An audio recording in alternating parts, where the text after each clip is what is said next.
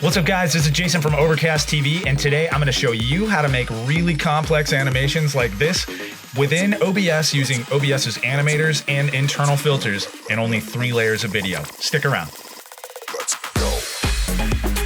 What's happening, guys? Jason from Overcast TV, and today I'm going to show you, as promised, how to use the internal animators within OBS and the internal color corrections to make really complex animations. So you can do things that go from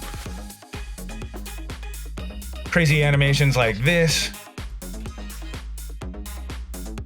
to this and this, or even this.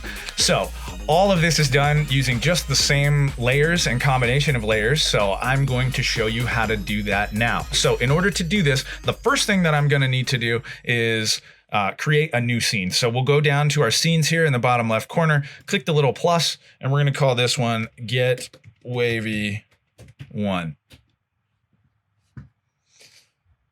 All right. So you can now see that we've got our basic empty scene here. So the first thing I'm going to do is add my audio input capture.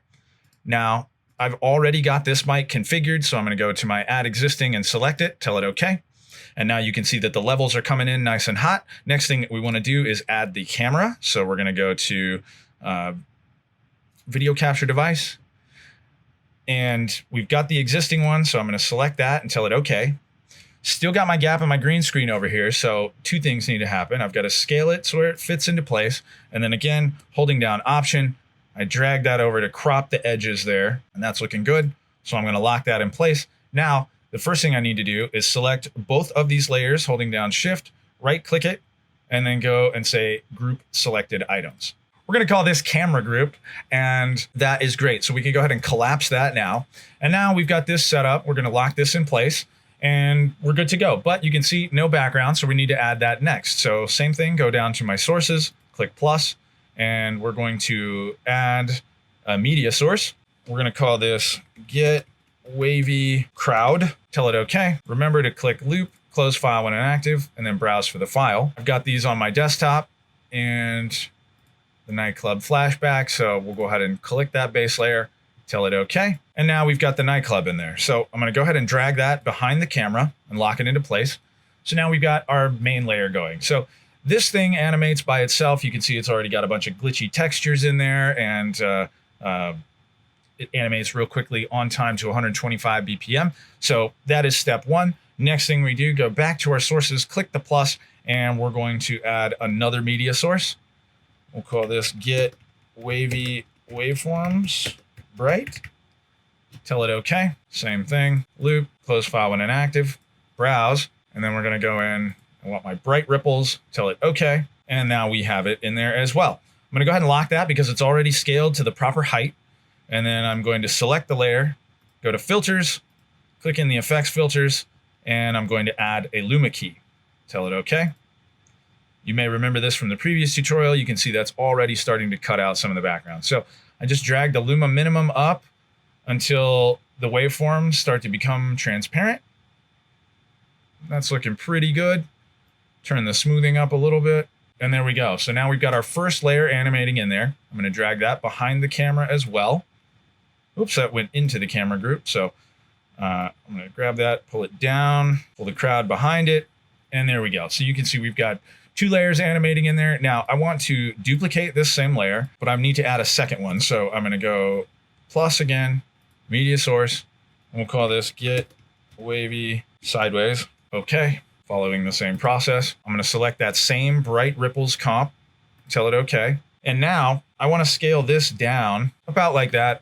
Right click it, go to transform, rotate 90 degrees clockwise. Then I'm going to grab the corner and I'm going to scale it to where it snaps to the full size. Now, holding shift, I grab the top and I'm going to scale it and stretch it all the way sideways. So holding shift and scaling allows you to modify the angle of it. That's looking good. I'm going to go ahead and lock that in place. Then drag it down below the camera as well. And I want to copy the filters, so I'm going to select my waveforms bright, click the little filters box, select it, right click it, tell it to copy, close, go back to Get Wavy Sideways, open the filters, right click in there and tell it paste. So now you can see we've got all of those layers animating, looking pretty good. The next thing that we want to do here is click plus, and then we go to add another media source. And this one will be called Get Wavy Kaleido. Okay, tell it to loop, close file, browse for the file. And here we've got the kaleidoscope. Tell it okay, and there we go. Now, I'm guessing that the filters that we have set up for the Luma filters will probably work pretty well on this. So I'm going to open my filters, right click, tell it to paste, and just like that, that's looking pretty solid. So tell it to close, again, drag it to the proper order in the arrangement there. And now we can see that's bumping behind my head pretty good. This is looking good. Now we need to add the extra diamonds that go into the corners, which is actually pretty simple to do. So we'll go ahead and click the plus, add another media source. And since we've already got that in there called Get Wavy Kaleido, I'm going to add existing, scroll for it and find it. Get Wavy Kaleido. Okay. And now that's there. So to make this easy, I'm going to hide everything except this kaleidoscope. I'm going to select it and I'm going to pause it. Now you'll notice that this is all geometric. So the important thing is I take my first kaleidoscope and now I'm going to grab from the corner and scale it. Oh, and now I can see another problem here is I need to also hide the camera. So I'm going to click the little eyeball, hide the camera. Wow, that was a pretty good guess. So I've got that scaled to where it sits correctly. And then I want to copy that, lock it into place, and then paste it. From here, I grab it and drag it till it snaps into the corner, lock it into place, right click, paste again, drag it to the right until it snaps into the corner, lock it into place, and one more time, drag this guy so it's down in the bottom right corner there, lock it into place. And then I want to select all 4 of those that I just added, right click that, and say group selected items, and we'll call this quad kaleido. Great, we can now collapse that and lock that layer into place. And then we'll go ahead and bring the camera and all of the other layers back online. So you can start to see the animation developing, but I know what you're thinking, none of these parts are moving around, so I'll show you how to do that now. It's very important that we had these things all grouped up because of the way that we are going to be modifying them. So we'll start with the quad kaleido. We go back to our filters, make sure you select the full group, go back to the filters, and then first thing I want to do is add some color correction because I want to make these change a little bit. And you will notice the color will change on these 4 without it changing this because we've got them grouped appropriately. I've added my color correction and I'm going to make those nice and pink. Crank that saturation up to really turn those up. Maybe turn the brightness down just a little bit. That's looking pretty good. So now you can see that we've got those pink and the other one behind is green. Now we need to add that animation. So again, going in here to your effects controls, click the plus and add a scroll.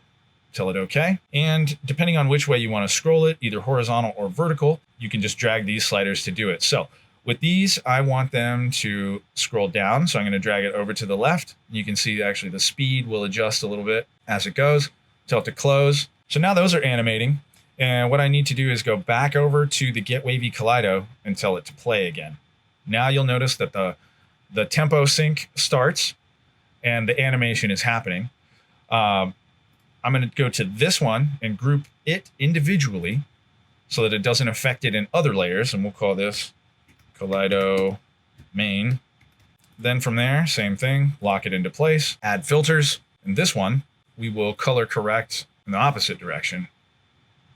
See if we make it really green or maybe really yellow. Yellow is a nice opposite on the color wheel to purple. So that's looking pretty good there. Just drag it out of the way and see. Yep. Great. And then we want to go ahead and add the scroller to that as well. So plus, scroll, okay. The other one we drag to the left. So this one we're going to drag to the right so it scrolls up. And there we go. So now these things are animating, but maybe we want to make the Get Wavy Sideways animate as well. So same thing there. Put it in its own group. We'll call this Wavy Sideways. Okay. Hide the folder, lock it into place. Bring up the filters, add a scroller there, tell it okay. And maybe we want this one to scroll vertically at a little bit slower rate. Close that out. And now we've got a pretty good complex animation going. Now, I know in the initial things I showed you that I had started to color change my camera to make me fit into the scene, so I'll show you how to do that now. Now, this is why it was really important to make sure that your camera is in a group, because if you do it on the main camera layer, it will affect it across every single scene that you've got built in. But as long as you have it just inside of groups, you can affect it per scene as the source in the scene. So with that, we'll go ahead and go to the camera group, bring up the filters. You can now see it's just me against the green screen background. Click plus, add the color correction, tell it okay, and let's smurf me out. That's looking pretty good there, just hue shifted, and we'll tell it to close. And there we go. Now I am fully in the scene, fully color matched to the scene, and you can get as crazy as you want to get with it. Now you'll notice when I switch between my other scenes, the color correction still happens to the camera, but only on a per scene basis. And you can see also that the scrolling kaleidoscopic geometry has changed color per scene as well, which just really allows you to build a lot of complex variable scenes without having to use too many video layers. So I hope this has been super valuable for you. If you found this kind of information useful, be sure to hit that like and subscribe, click the little bell so you get notifications when we publish new videos. And I did promise a free gift. So with that, if you like the Club Night flashback backgrounds, these here, I am giving that away for free for people who sign up to my mailing list. So if all you've got to do is head over to overcast.tv and sign up for the mailing list, you will get 3 free background loops like this and 15% off your first order as my thank you to you for paying attention to what I am doing and following me around. So without any more further ado, I will say thank you guys for your time. Thank you for watching. Let's learn together how to make the most lit DJ live streams available. Follow me online at Overcast TV on Instagram, at Overcast_TV on Twitch, and I will see you guys online. Take care. Jason from Overcast TV. Peace out.